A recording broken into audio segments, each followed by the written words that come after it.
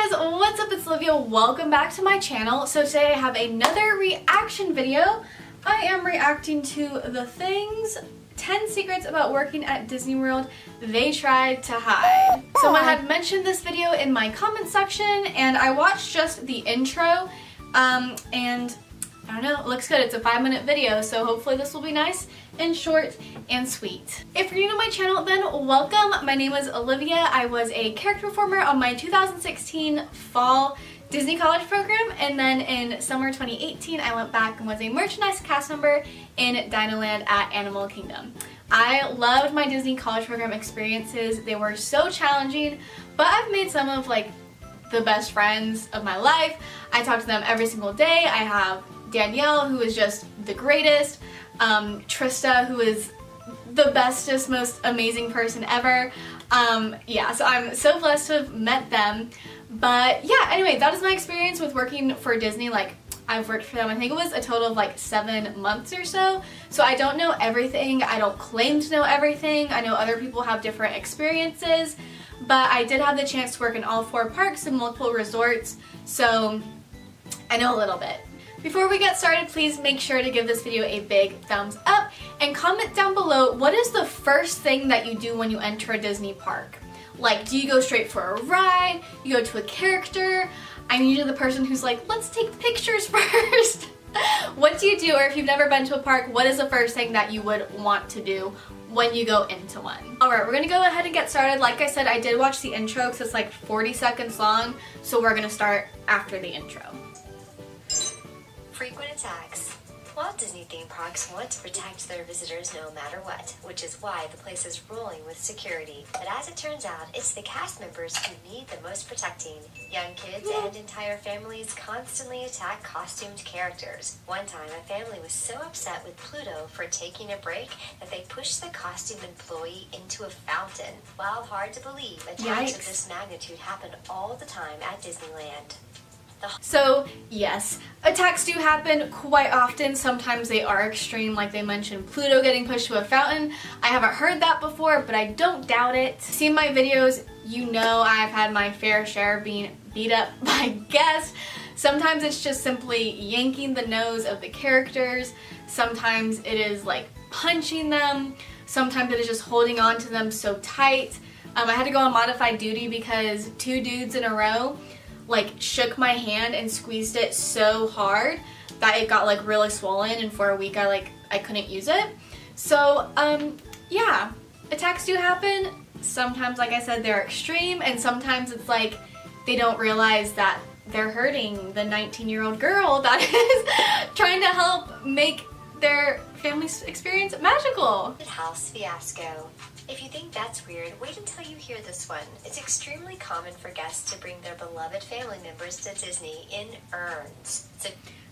Yes.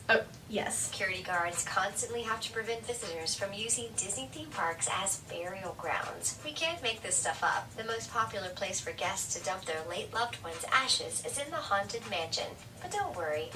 Okay, people get mad at me for pointing this out every single time. But can we appreciate how the bottom of the screen said Disneyland, and that was clearly Disney World Haunted Mansion, not Disneyland?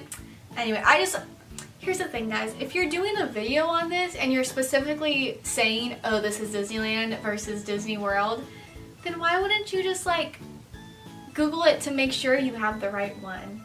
Anyway. Everything gets vacuumed immediately. This issue has gotten so out of hand that I love this ride. have gotten banned from Disneyland for life. Welcome to... So yes, this is a thing that happens. I've heard Haunted Mansion cast members talk about it, but someone had commented this on a video the other day and they were like, does that really happen? And it's like, yeah. Fortunately, it does. Disney family. A former Walt Disney World employee who would rather remain anonymous gave the Thrillist the lowdown on what really Again, Disneyland. No, that's Disney World. Happens behind the scenes at Disney World. And let's just say it isn't pretty. One of the first steps in being welcomed into the Disney family is taking a Disney indoctrination course, which can be compared to modern-day brainwashing. Secondly, employees are made to sign their life away, agreeing to work for as long as Disney's... What? A Disney indoctrination course? Okay, we're gonna finish watching this, then we're gonna comment. Desires. Former cast members have reported working 80-hour weeks in boiling temperatures without being compensated for overtime. No baby. Okay. First of all, like I said, my experience, I was first employed in 2016. So it's possible that back when the parks first started, they weren't as strict as they are about overtime or giving you breaks, etc. But let me tell you, Disney is very much, like, they definitely push, like, if you're working, like, you better be on the clock, you know? So if you have to stay late for something, like, sometimes you have to get extended or you have to meet with the manager or, like, file a report or something, they will make sure that your time gets extended. They're very big on, like, you're clocked in and getting paid for whenever you are working. Again, since I've been there, and I was there again starting in 2016. Disney indoctrination course, I have no clue what they're talking about. I don't know what they mean by that. I've mentioned before that the first step is traditions. It's your first day on the job, and not on the job, it's your first day as a cast member, and it's basically cast member orientation.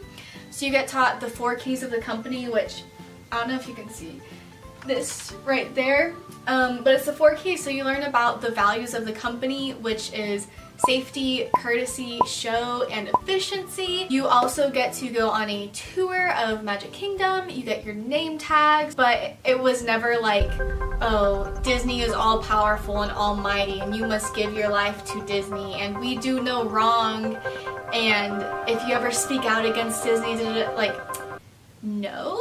Also, the signing your life away thing, like, again, no, you can self-term at any time that you want.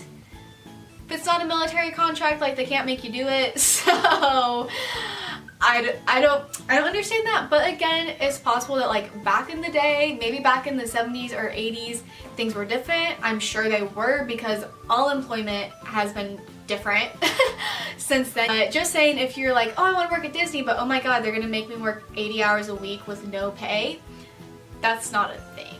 Please. Walt Disney theme parks are built for children and families alike, but oddly enough, most of the cast members don't like dealing with babies, and for good reasons too. Costume characters aren't allowed to talk ever, so they can't refuse to hold someone's baby for a picture. But that does... False. That's one of, like, the first things you're taught is, like, don't hold someone else's baby, you know? Especially as a costume character. So you literally, like, go over that in training. If someone holds out your baby, like, you just don't take it. Unless someone's gonna chuck their baby at you, then I would hope that the character would catch it. But there have been situations where they're like, oh, Mickey, will you, like, hold our baby like Simba? And you just have to be like, nope, nope, like, you hold. So character performers are taught how to avoid that situation. Please never give your child to a costume character to hold. It's dangerous. It's also nasty. I'm just saying, they meet thousands of people a day. Do you want your little baby touching that? Please don't chuck your child out of character to hold.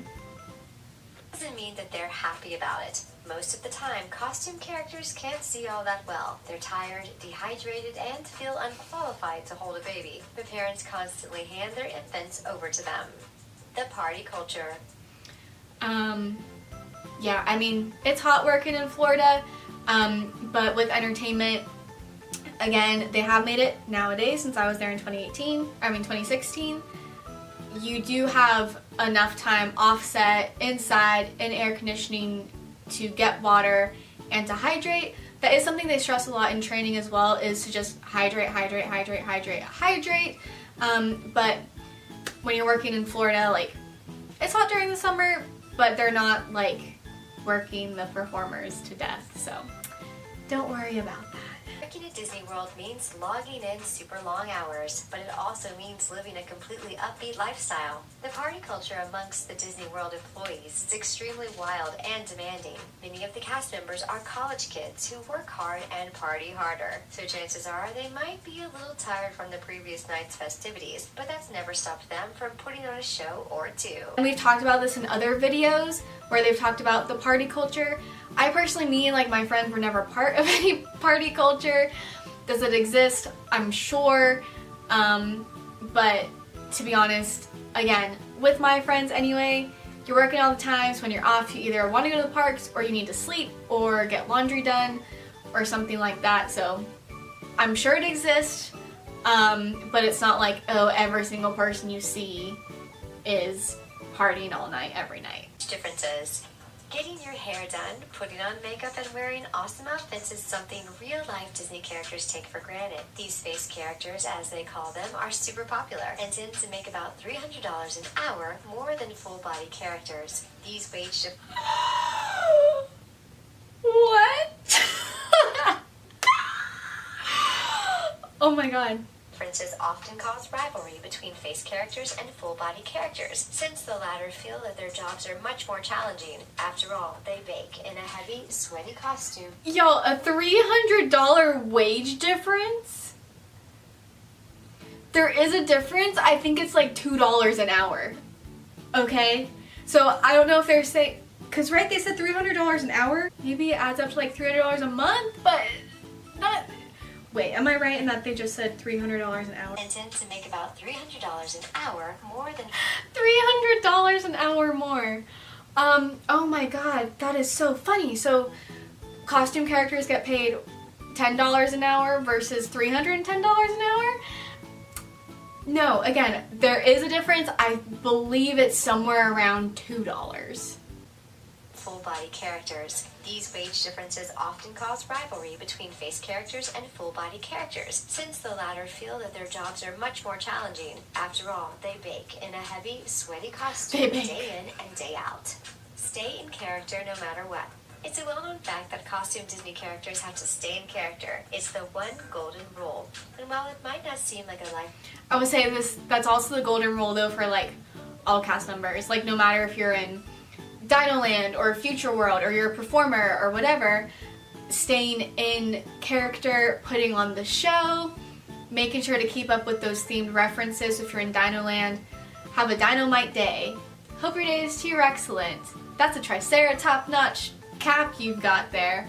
Like, there's themed, everyone's supposed to do that, but okay, let's hear. Threaten one, it can be at times. When new employees agree to wear House of Mouse apparel, they sign away their right to receive CPR while in costume. This is done to prevent kids from seeing their heroes get unmasked. What?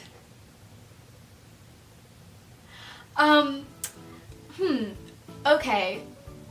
Again, I worked there in 2016. Maybe things are different back in the day. I doubt it, but maybe. Safety is Disney's #1 priority, and that means safety for both the guests and the cast members. If I signed anything like that, I was not told that is what I was signing. But no, I've never signed like a do not resuscitate order or anything like that. That's wild.